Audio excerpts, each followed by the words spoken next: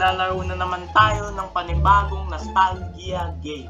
So, ang pinangalanan ko dito ay Geometry Dash. So, ito na guys, yung lalaro natin. So, continue.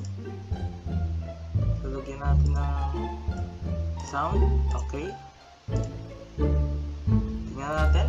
So, let's go. So, ito nga pala isang game guys na Sub-Zero. Sub-Zero. Okay. So, may mga character dito. Pwede kang pumili ng mga character mo dito. Katulad lang din guys ng Geometry Dash na nilaro natin nung nagdaan. Matagal na pala ako naglalaro nito guys. Since nung pa yata ako naglaro nito? 2017 ba o 19? So, yun yung pinaka oldest ko na laro nito. So, binalikan ko siya 2022 hanggang 3.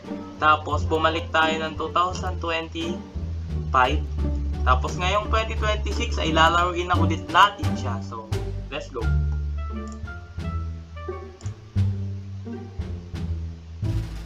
So, wait lang. Walang kasi sound eh. Wala siyang sound. Wait lang.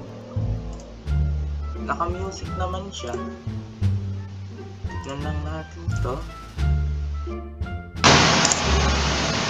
Tignan naman siya.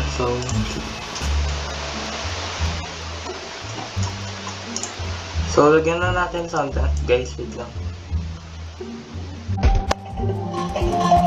So, nagbabalik tayo guys. So, ito na nga pala siya. Ang pangalan nito ay Press Start. So, nilagyan na natin siya ng sound dahil kanina talaga walang sound. So, let's go.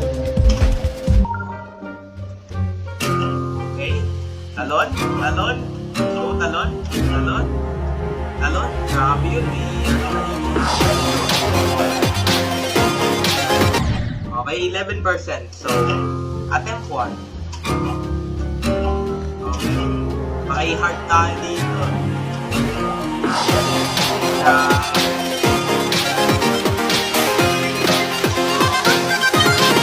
Press start.